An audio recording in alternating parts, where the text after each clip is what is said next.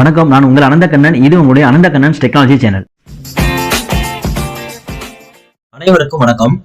2025-26 ஆண்டிற்குரிய வருமான வரி எப்படி நம்ம எக்ஸல் ஷீட்ல ரொம்ப சுலபமான முறையில நம்ம கணக்கீடு செய்யறது அப்படின்னு சொல்லி நம்ம பார்க்க போறோம். இதுல நம்ம இந்த வீடியோவை தொடங்குறதுக்கு முன்னாடி மொத்தம் 3 விஷயங்களை நான் சொல்ல போறேங்க. அதாவது இந்த வீடியோவில் எதை பத்திலாம் நம்ம பார்க்க போறோம் அப்படின்றது. முதல் விஷயம், இந்த எக்ஸல் சாஃப்ட்வேரை எப்படி டவுன்லோட் பண்றது அப்படின்றத முதல்ல நான் சொல்ல போறேன். ரெண்டாவது, எக்ஸல் சாஃப்ட்வேரை டவுன்லோட் பண்ண பிறகு அதுல எனேபிள் பண்றதுக்கு, அதாவது நீங்க எடிட் பண்ணி உங்க கணக்கீடு செய்யறதுக்கு தேவையான எக்ஸல் செட்டிங்ஸ் என்ன செய்யணும் அப்படின்றத நான் உங்களுக்கு சொல்ல போறேங்க. மூணாவதா, அந்த எக்ஸல் சாஃப்ட்வேர்ல எப்படி உங்க சம்பள விவரங்களை நீங்க உள்ளீடு செய்யறது அப்படின்னு சொல்லி பார்க்க போறாங்க. மொத்தம் 3 விஷயங்களை இந்த வீடியோவில் பார்க்க போறோம். முதல்ல சாஃப்ட்வேரை எப்படி டவுன்லோட் பண்றது அப்படின்றத பார்ப்போங்க. இப்ப குரோம் பிரவுசர் ஓபன் பண்ணிக்கங்க. அதுல ஃபர்ஸ்ட் அருணகிரி இன்கம் டேக்ஸ் அப்படின்னு சொல்லி டைப் பண்ணுங்க. அருணகிரி இன்கம் டேக்ஸ் அப்படின்னு சொல்லி டைப் பண்ணுங்க. அதுல வர முதல் ஆப்ஷன் அருணகிரி கே அப்படின்னு இருக்கு பாருங்க, இதை கிளிக் பண்ணிக்கங்க. கிளிக் பண்ண உடனே இந்த பேஜ் உங்களுக்கு ஓபன் ஆகும். ஸ்க்ரால் பண்ணி கீழே வந்தீங்கன்னா அகாடமிக் இயர் 2026-27 வெர்ஷன் 26.0 அப்படின்னு இருக்கு பாருங்க, இதை கிளிக் பண்ணி இந்த சாஃப்ட்வேரை டவுன்லோட் பண்ணுங்க. உங்க சிஸ்டம்ல இன்ஸ்டால் பண்ணிக்கங்க. இதுல லேப்டாப்லயும் டெஸ்க்டாப்ல மட்டும்தான் ஒர்க் ஆகும். உங்க ஆண்ட்ராய்டு போன்லயோ எதுலையுமே உங்களுக்கு ஒர்க் ஆகாது. சரிங்களா? இப்ப இது இன்ஸ்டால் பண்ண பிறகு நீங்க என்ன செய்யணும் அப்படின்றத நம்ம பார்க்கலாங்க. இப்ப இந்த சாஃப்ட்வேரை டவுன்லோட் பண்ணியாச்சுங்க. இங்க இருக்கு. நான் இப்ப கிளிக் பண்ணி இந்த ஐடி சாஃப்ட்வேரை ஓபன் பண்றேங்க.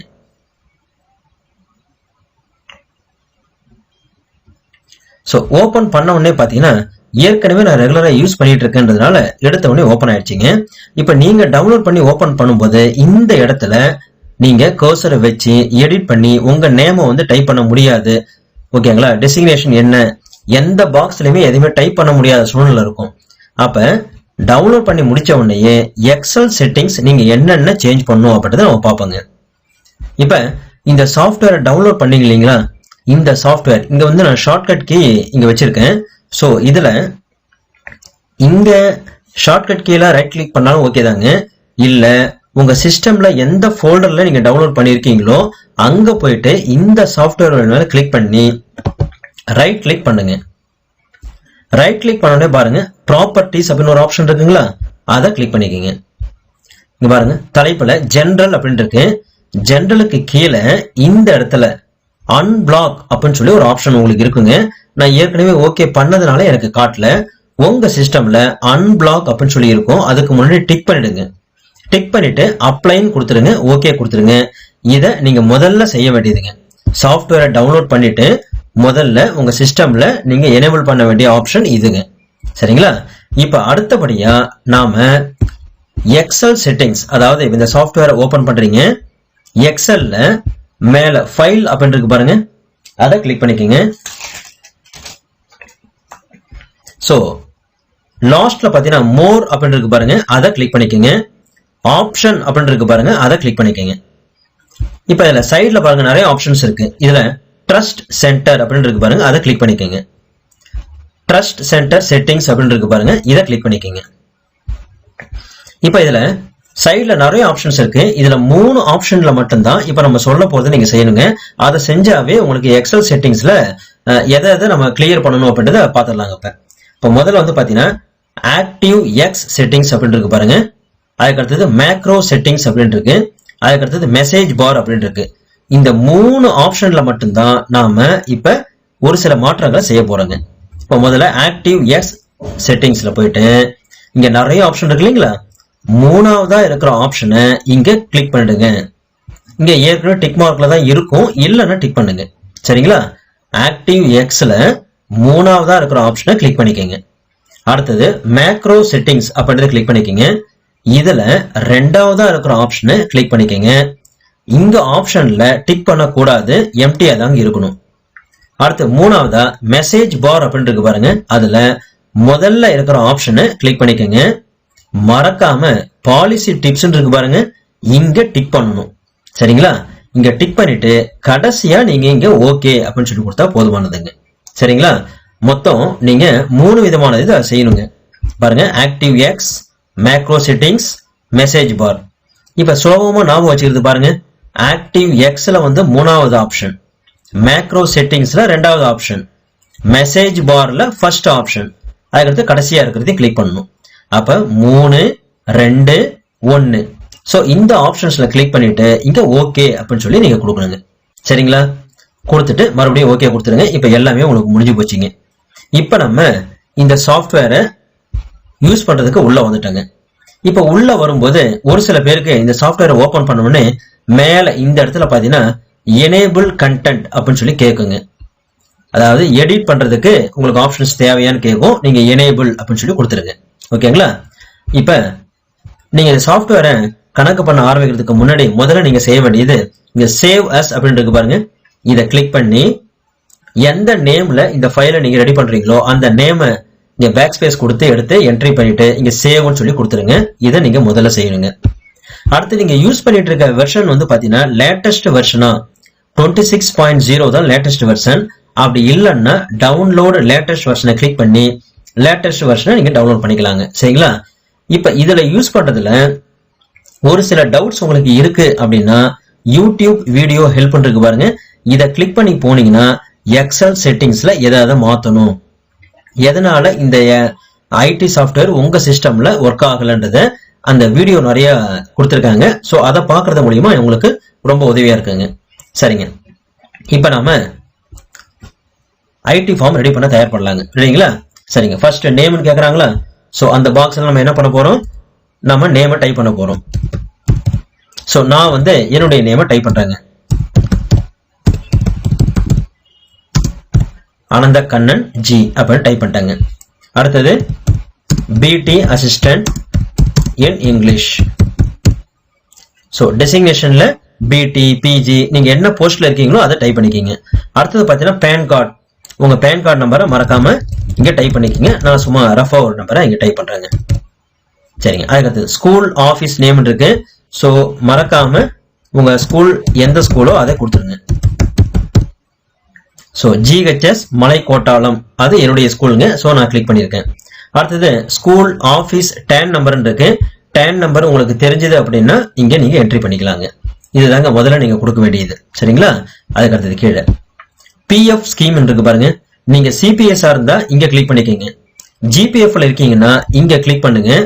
கிளிக் பண்ணிட்டு ஒவ்வொரு மாதமும் ஜிபிஎஃப் சப்ஸ்கிரிப்ஷன் எவ்வளவு கட்டுறீங்க அப்படின்றத இங்க என்ட்ரி பண்ணுங்க. இப்போ உதாரணத்துக்கு நான் 20,000 அப்படின்னு சொல்லி கொடுக்குறேங்க. சரிங்களா? நான் ஜிபிஎஃப் அப்படின்றதுனால சிபிஎஸ்ஆ இருந்தா சிபிஎஸ் கொடுத்துங்க, அது ஆட்டோமேட்டிக்கா கால்குலேஷன் உங்களுக்கு பண்ணிக்கும். இப்ப அடுத்தது பாருங்க, லெவல் இன் பே மேட்ரிக்ஸ் அப்படின்னு சொல்லி கேக்குது. பே மேட்ரிக்ஸ்ல நீங்க எந்த லெவல் அப்படின்னு சொல்லி கேக்குதுங்க. சோ நீங்க குரோம் ப்ரௌசர்ல போயிட்டு 6th பே கமிஷன் பே மேட்ரிக்ஸ் பாடசாலை அப்படின்னு சொல்லி டைப் பண்ணீங்கன்னாவே நீங்க அந்த டேபுலேஷனை டவுன்லோட் பண்ணிக்கலாங்க. சரிங்களா? இப்போ ஒரு உதாரணத்துக்கு நான் என்ன பண்றேன், இப்ப 4600 இதுல வந்து பாத்தீங்கன்னா லெவல் 16ல நான் என்ன பண்றேங்க, உங்களுக்கு உதாரணத்துக்கு ஒரு 74,200 ஒரு பேசிக் உதாரணத்துக்கு வச்சுக்கிறேங்க. சோ என்னுடைய லெவல் வந்து பாத்தீங்கன்னா 16. ஓகேங்களா? சோ இப்ப நான் என்ன பண்றேன், லெவல் பே மேட்ரிக்ஸ்ல 16 அப்படின்றத நான் கொடுக்குறேங்க. இங்க நீங்க அந்த மேட்ரிக்ஸ்ல பார்த்து உங்க லெவல் என்னவோ அதை கொடுங்க.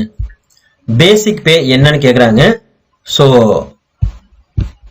நான் அதை கிளிக் பண்ணி என்னுடைய பேசிக் பே இல்லைங்க, பொதுவா ஒரு உதாரணத்துக்கு என்ன பேசிக் பே அப்படின்றத நான் கொடுக்குறேங்க. 74,200 அப்படின்றத கொடுத்துட்டாங்க. செல் 25 சொல்லி ஆட்டோமேட்டிக்கா இங்க வந்துடும்.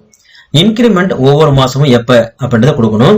சோ நான் இங்க வந்து பாத்தீங்கன்னா அக்டோபர் 110 அப்படின்றத கொடுக்குறாங்க. Salary after increment. ஓகேங்களா?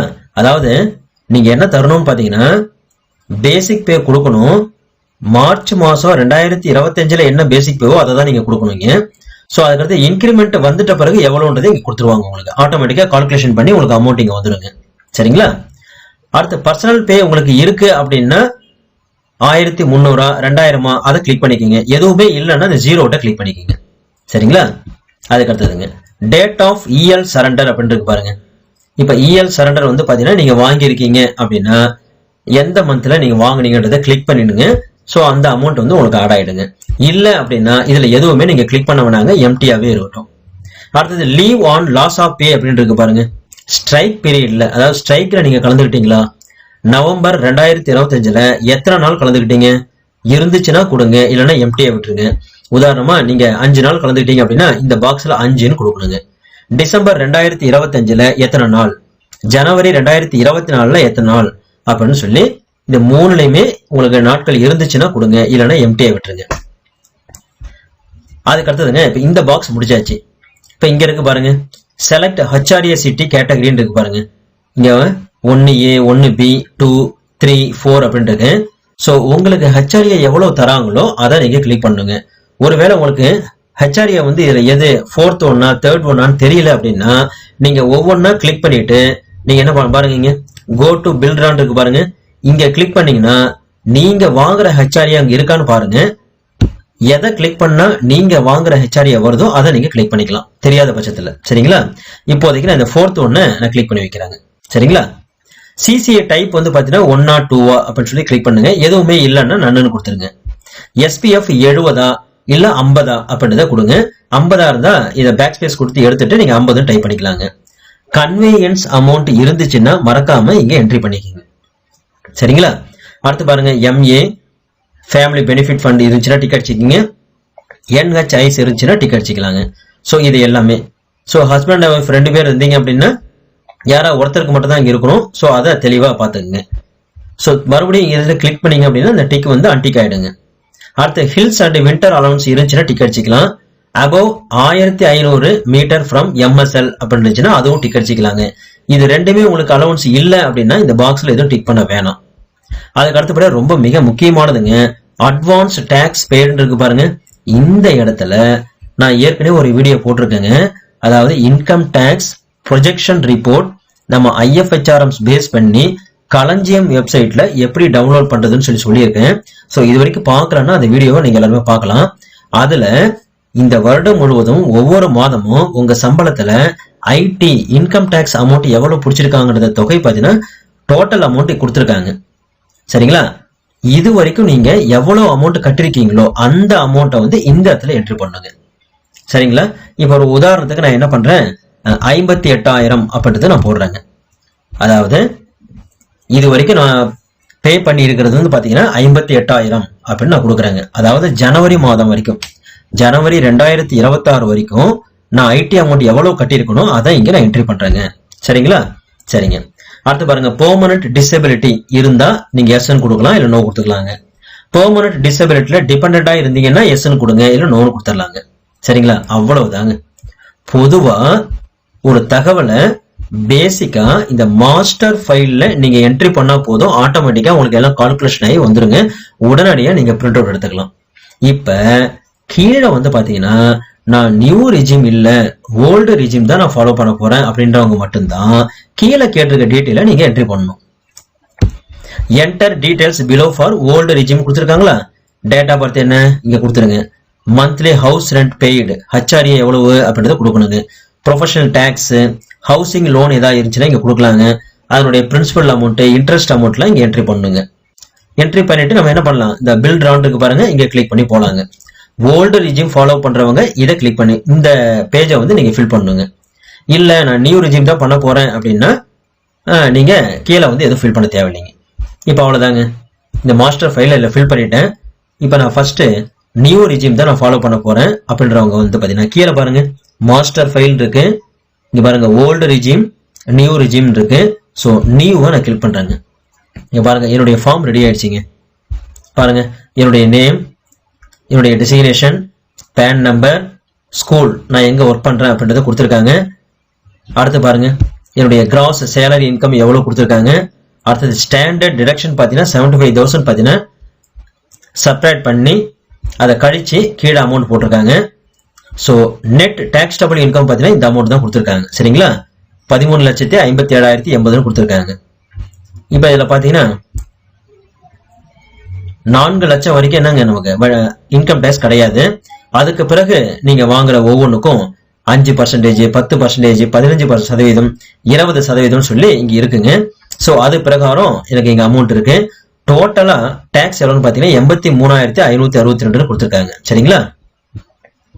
இங்க பாருங்க 83,562 ரூபாய் இன்கம் டேக்ஸ் பேயபிள் அமௌண்ட். இதுக்கு எஜுகேஷன் செஸ் வந்து பாத்தீங்கன்னா 4%. சரிங்களா? இந்த அமௌண்ட்டுக்கு சேர்த்து கணக்கு பண்ணா மொத்தம் எவ்வளவு வருது பாருங்க, 86,904. சரிங்களா? சரிங்க, 86,904 கொடுத்தாச்சுங்க. இப்ப டாக்ஸ் பேயபிள் அப்படின்றது பாருங்க, இந்த 86,904ல எவ்வளவு ஐடி அமௌண்ட், அதை செஸ் அமௌண்ட் எவ்வளவுன்னு சொல்லி ரெண்டும் தனியா பிரிச்சு காமிச்சிருக்காங்க. டோட்டலும் இங்க போட்டிருக்காங்க.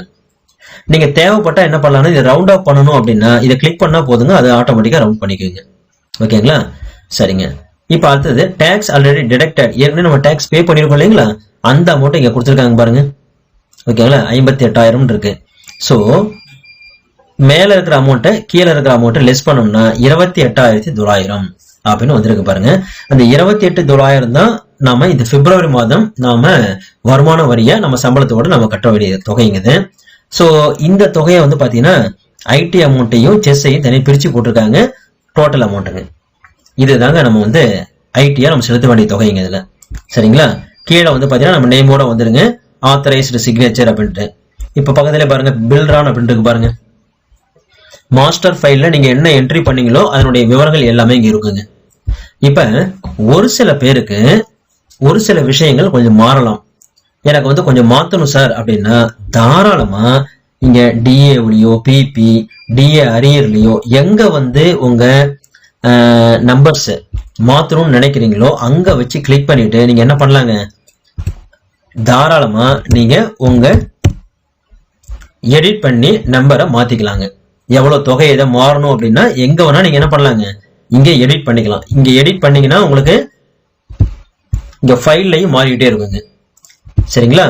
மாஸ்டர் ஃபைல்ல என்ட்ரி பண்ணிட்டு உங்களுக்கு அவுட்புட் வந்துடும். தேவைப்பட்ட பில்ரான்ல போயிட்டு நீங்க சேஞ்ச் பண்ணிக்கலாங்க. சரிங்களா? கீழே வந்து பாருங்க, கவுண்டர் சைன் பண்றதுக்கும் இங்க வந்துடும். ஸோ எல்லாமே நமக்கு இங்க பாத்துக்கலாங்க. இப்போ உங்களுக்கு ஒரு சில பேருக்கு எனக்கு நியூவா ஓல்டா எனக்கு டவுட்டா இருக்கு அப்படின்றவங்க மட்டும் என்ன செய்யலாம்னாங்க, இந்த மாஸ்டர் ஃபைல்ல மேலெல்லாம் ஃபில் பண்ணிட்டு கீழே வந்து பாத்தீங்கன்னா இதையும் ஃபில் பண்ணிடுங்க. சரிங்களா? இதையும் ஃபில் பண்ணிட்டீங்க அப்படின்னா ஓல்டு அப்படின்றத கிளிக் பண்ணுங்க. இதுல எவ்வளவு அமௌண்ட் வந்திருக்குன்னு பாருங்க, 1,30,256 ரூபாய் இருக்கு. நான் எந்த டிடக்ஷனும் எதுவும் கழிக்கலைங்க இன்னும். சரிங்களா? அப்ப இதையும் நியூயையும் கம்பேர் பண்ணிட்டு உங்களுக்கு இது எதுல வருமான வரி கொஞ்சம் குறைவா கட்டுற மாதிரி இருக்கோ அந்த மெத்தடை நீங்க ஃபாலோ பண்ணிக்கலாங்க.